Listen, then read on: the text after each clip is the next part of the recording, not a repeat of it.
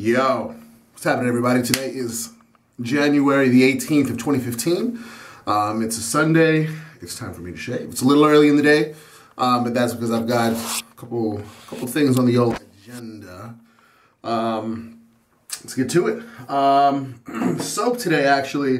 The weather here in Nashville has been really unseasonably mild the past few days, and it's just been pleasant as fuck. It's been like high 50s or mid 50s, mid to high 50s all weekend long. It's been so good in January. I mean, come on, man. What is that? So we're going to go with kind of like a springtime sort of thing.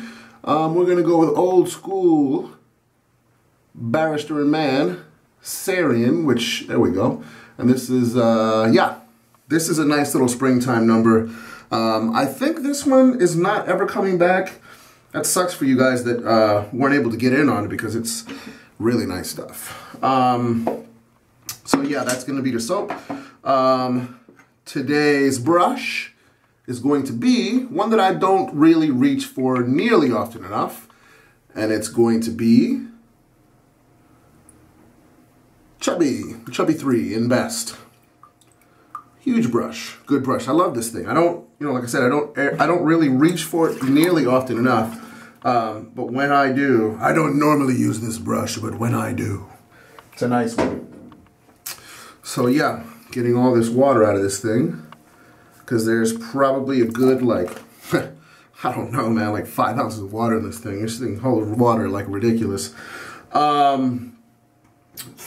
Today's razor is going to be above the tie, S2, Atlas handle, Gillette silver blue blade. Let's go ahead and get this lather going.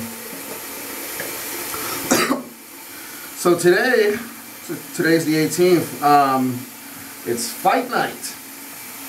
I'm pretty sure you guys that watch Fox for whatever, I think football and all that is on Fox. Tonight is fight night. I understand they have been showing a gang of commercials for tonight's fights. And the reason I don't know if some of you probably don't know, but I don't have a television. I haven't been a regular television watcher in well over 10 years, and I don't have a television. It's been about 2 years since I've had one. Plenty loaded on the brush. Probably entirely too much loaded on the brush, but that's okay. Better too much than not enough, as always. So tonight's fights actually are going to be headlined by a kid named Conor McGregor fighting a guy named Dennis Seaver. This McGregor character he's got quite the hype train behind him, and a lot of fans that just think he's like the second coming or whatever. He's a fine fighter. He's a decent fighter, whatever. I don't really much care for him. I think he's a bit of a cunt. But I'm old and crotchety, so it doesn't really take a lot for somebody to get on my nerves. But that's okay. So yeah, he's fighting a guy called Dennis Seaver today, who is he's a German fighter. He was a German Taekwondo champion or a German Taekwondo champion for quite a few times. I don't know what the hell is wrong with my Englishing today, but it's just not really, it's failing me.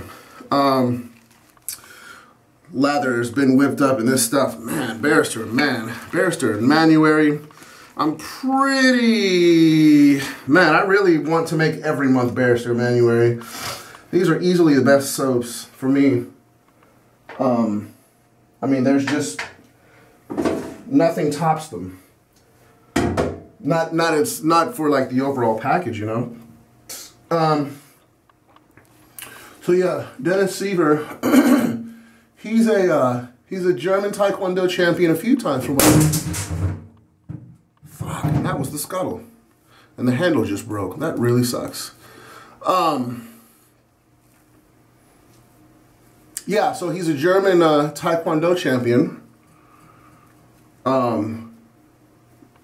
And he doesn't really seem to be getting a lot of he doesn't seem to be, a lot of people aren't giving him a chance, be it, you know, the bookies in Vegas, the fans, the promotion, nobody's giving him a shot.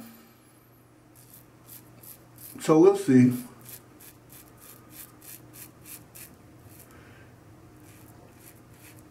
He fights, excuse me, at flyweight, which is 145 pounds, which means that yesterday when they weighed in at most 146 pounds. Since it's not a title fight, of course, there is a 1 pound allowance on making weight. So they both made weight yesterday.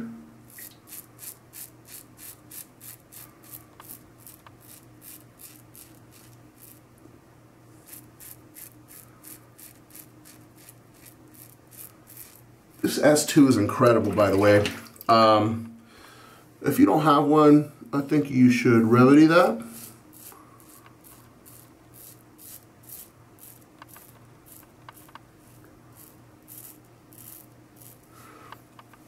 So yeah, Seaver's not being given, I'm sorry, I can't, like, I'm looking over at my scuttle like I'm in mourning, I'm in shock. This really sucks.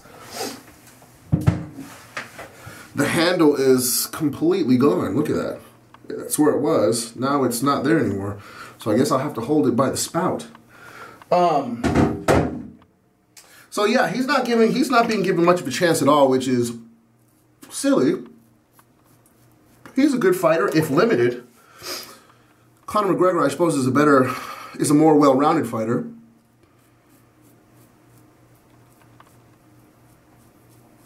But the thing about that guy, and by that guy I mean McGregor, is he's just a talker. And everybody likes listening to a good talker, which is why you're here. So we'll see how it works out.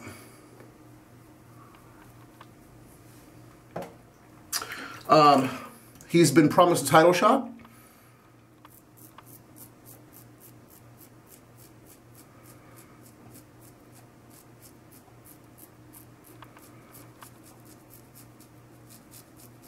Blade buffing. He, being McGregor, has been promised a title shot if he wins tonight's fight. So it's got a bit of pressure on him.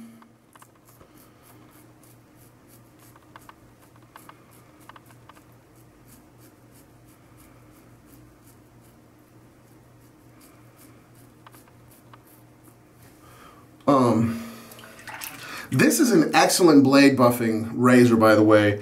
Blade buffing is where you keep the razor on your skin and just do really short, quick, kind of like scraping passes like that with no pressure. Because these are like problem areas for me. But blade buffing with this thing gets it completely smooth. Like there is absolutely, I mean, this is probably what this area felt like on August 15th, 1977. It's completely good.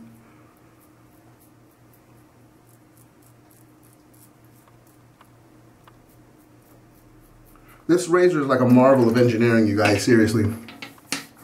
And I know I don't, I know I tend to ball wash the things that I like, but this absolutely deserves it. That razor is incredible. Anyway, so yeah, that's tonight's plans. And like I mentioned before, since I'm using Sarin because the weather has been so incredibly nice of late, I think I had a look at Google to look at what the temperature was earlier before I jumped in the shower because I got a few errands to run.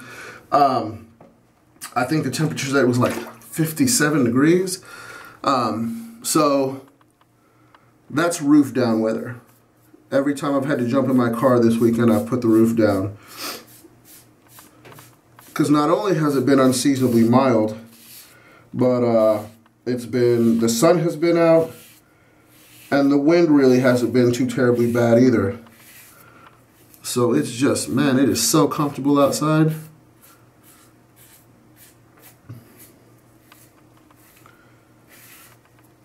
With the nice weather, there's also been an increase in foot traffic in the neighborhood. Seems to be a lot of tourists. Seems to be a lot of tourists in Nashville this weekend, which, it's expected whenever the weather's nice.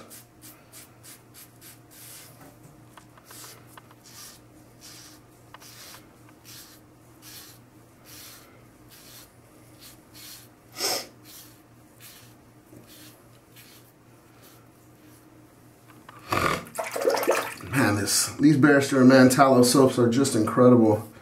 I saw a video earlier of somebody using a Barrister and Man soap for the first time, and he was just blown away by what he was getting out of it, even though the water, or excuse me, the lather was looking a little thin.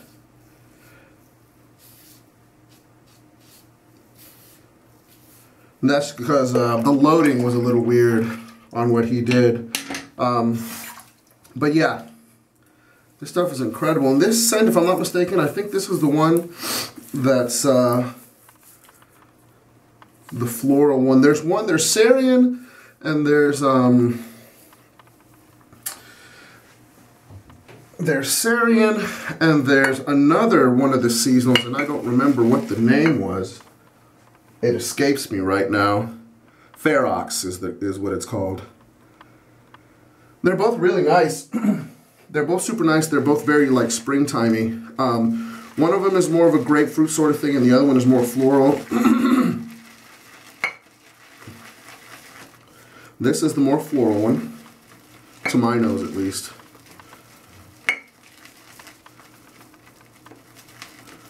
But again, it's a Barrister Man tallow soap. So this lather is as incredible as you could ever ask for of a soap.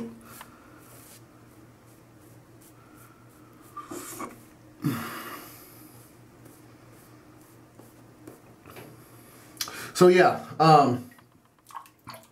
there's been a lot of tourists out, which means there's a lot of foot traffic. And of course, whenever there's a lot of people on the streets, I always get a lot of reaction to my music when I'm waiting on a red light or whatever.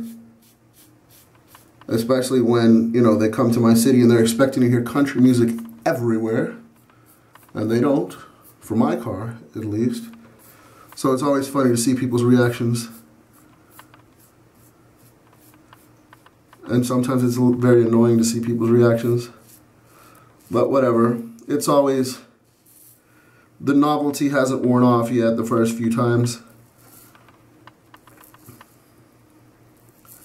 And speaking of music, been listening to a lot of acid house lately. Acid house is a genre. It's an older genre of house music from Chicago. It's actually, there's a very characteristic sound in acid. There's a machine, it's called a TB303. It's made by Roland, the same guys that make drum machines. They make a couple of very famous ones, the TR909 and the TR808, which a lot of you guys have probably heard name-checked in numerous records over the years.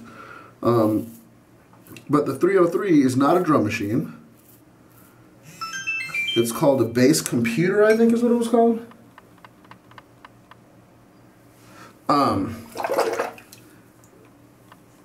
And it pretty much was just like accompaniment for people, you know, that didn't have a bass guitar player, which is hilarious because, I mean, we're talking about early 80s technology, so the realism really isn't there. The thing doesn't really sound like a bass guitar at all that you've ever heard, for the most part. It's got that 80s sound. 80s electronic sound, I should say. But the thing is, hold on. There are lots of knobs on the front of it, lots of parameters that you can adjust, and you can adjust them on the fly.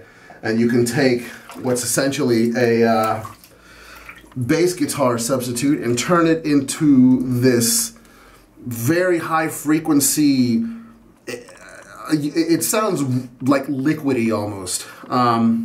It's a crazy sound, and they just, you know, some guys out of Chicago were able to coax that sound out of the machine because they didn't know what the hell to do with it, because it wasn't really a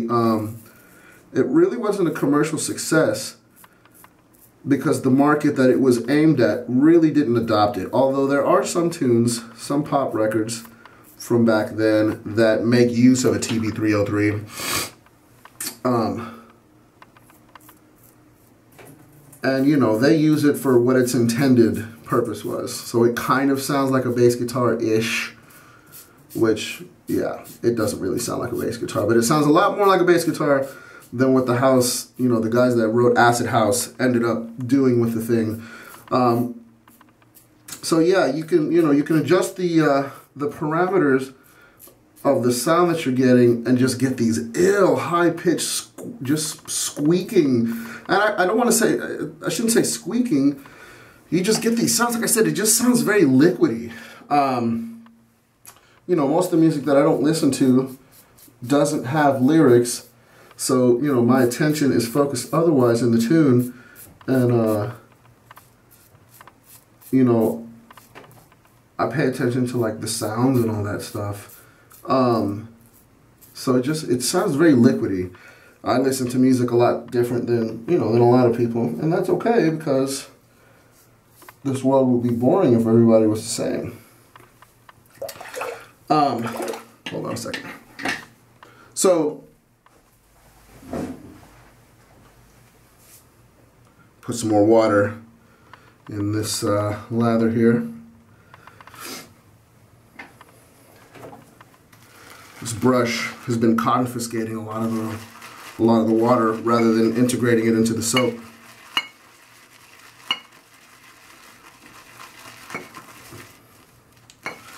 So yeah, I've been listening to a lot of Acid House, and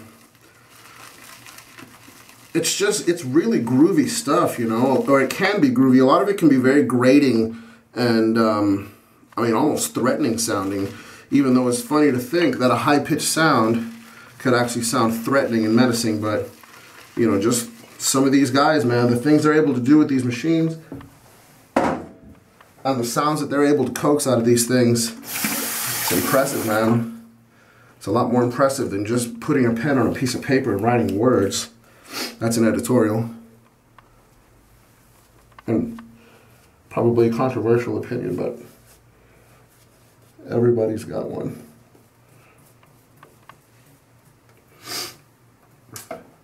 So yeah, there's been actually a resurgence in Acid House over the past few years. Acid House peak was generally like, generally regarded as like the late 80s and very, very early 90s. But people have started doing it again, and it's actually taken hold again overseas in England. Seems a lot of those crews over there are really into playing and writing Acid House. And the thing about Acid House is it kind of goes hand in hand with Ghetto House as well, which is very fun music. Yeah, it's very fun music. And I've been listening to a lot of Ghetto House of late as well, too. There was a label called Dance Mania out of Chicago back in the day. And they were like the hub of Ghetto House. And Ghetto House, I mean, it's just that. It's house music that's just written on a shoestring budget. I mean, it sounds ghetto, but it's like incredibly fun. It's got the most ridiculous, you know, vocal samples on top of it. Everything sounds low budget. But when you're working on a low budget, that means that you actually have to put like substance in the music. And on the surface, you would think that there's absolutely no substance in Ghetto House. But again, you know, it's a groove thing. It's all about getting people in motion. So it appeals to just a very like basal part of your brain. And I'm gonna go ahead and stop this before I get involuntarily stopped and restarted. Alrighty. So yeah, I've been doing a lot of that as well. I also watched last night a documentary on YouTube about Scotch whiskey. which is really interesting. One of the things that I like about watching Scotch documentaries is that you always learn the correct pronunciation, or I always learn, I should say, the correct pronunciation of a distillery, at least one distillery, when I watch the thing. Last night, although I have to say that I don't know if I can actually trust this guy's pronunciation, because the guy who did the documentary was clearly Scottish, but he mispronounced the name Isla, I-S-L-A-Y. He kept pronouncing it Islay, which, excuse me, Islay, which, from what I understand, is not the correct pronunciation of that word. And he also, excuse me, he was talking about he was talking about a distillery that I like, but before I get to that, there was also a huge glaring omission, because he mentioned Lagavulin, which is one of my favorite distilleries. Lagavulin 16-year-old is incredible stuff. But yeah, he was talking about that, but he never once mentioned the other two big peaty whiskeys from Islay, which are Ardbeg and Lefroy. I mean, he mentioned them in passing,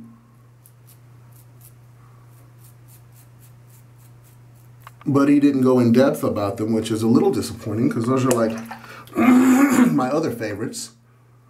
But nonetheless, he did mention a distillery that I only relatively recently have gotten into, and if you look at the word, excuse me, the name of the distillery on the label of the bottle, you would think that the name of the distillery is Bunnahabhain. They do there's a lot going on 7th Avenue right now.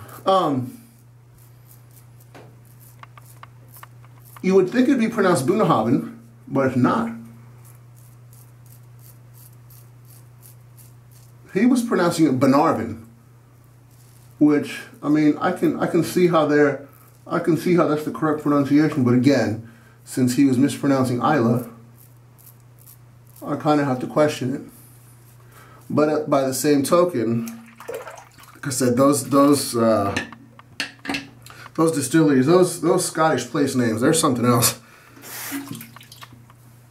I don't know what the hell somebody was thinking when they came up with that language, because wow, the things that they do with consonants it's pretty high level. And I'm only going to do 2 passes on the neck today, but I mean, this is pretty much good to go down here. There's a little bit of roughness here, but whatever, I'll take care of that as well.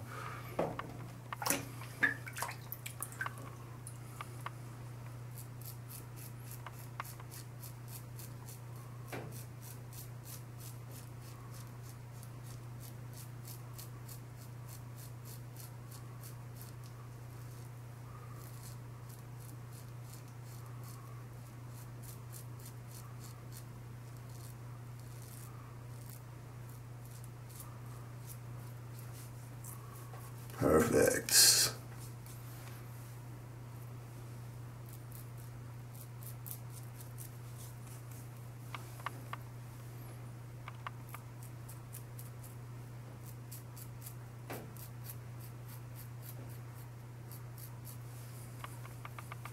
All right.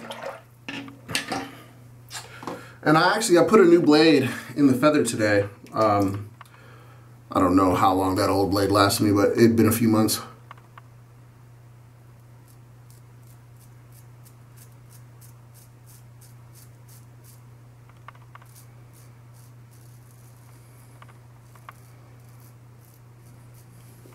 I was checking something out yesterday.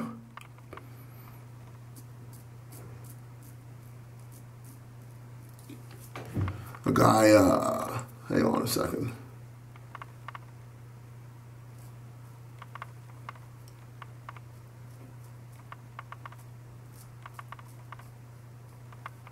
talking about, there's another one of these types of things.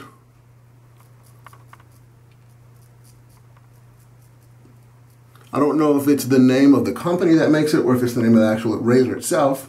Oh, a couple weepers here.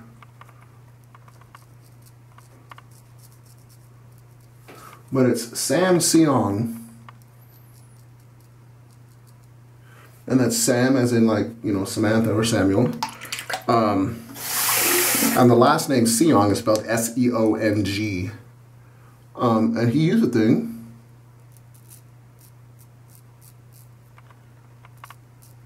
And I think he mentioned that it was about half the price of the feather non-folding.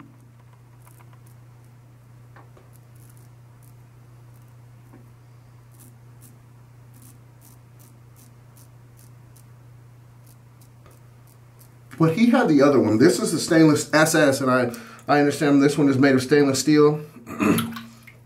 And there's another one made of plated brass. And I think the one that he had, well, I know the one he had is not the same one that this one is.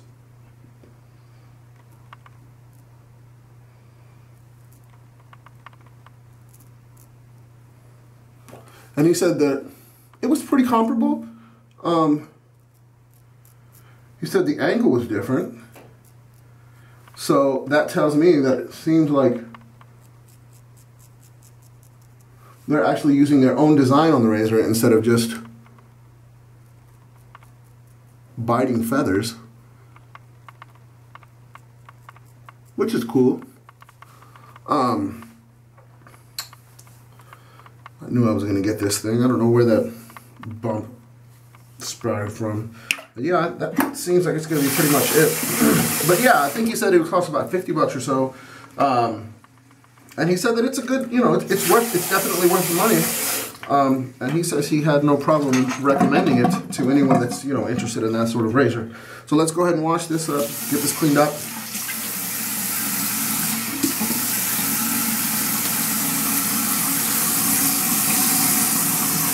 Got a couple spots back here.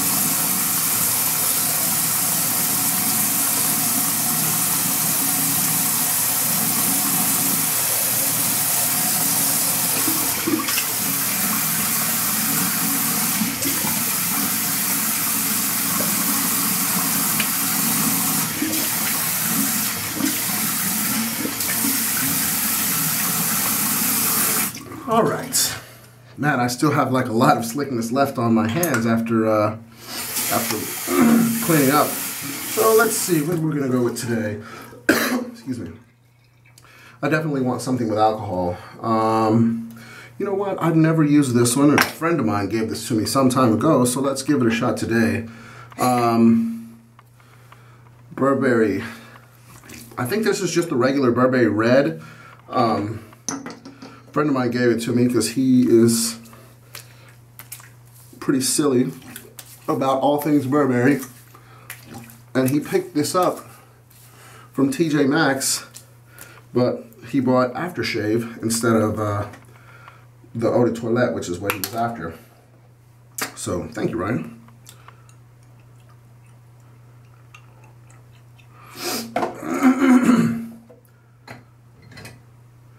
I don't think that I've ever used Burberry Red Eau de Cologne before. Smells very cologne-y. Mature sort of thing.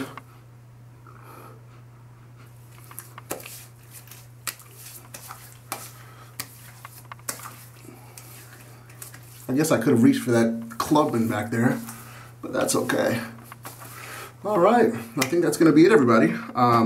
I hope you enjoy your Sunday. I hope it's nice and warm in whatever part of the country it is that you're in, because it's beautiful outside, and I fully intend on getting out there and enjoying it. All right, everybody, till next time. Peace.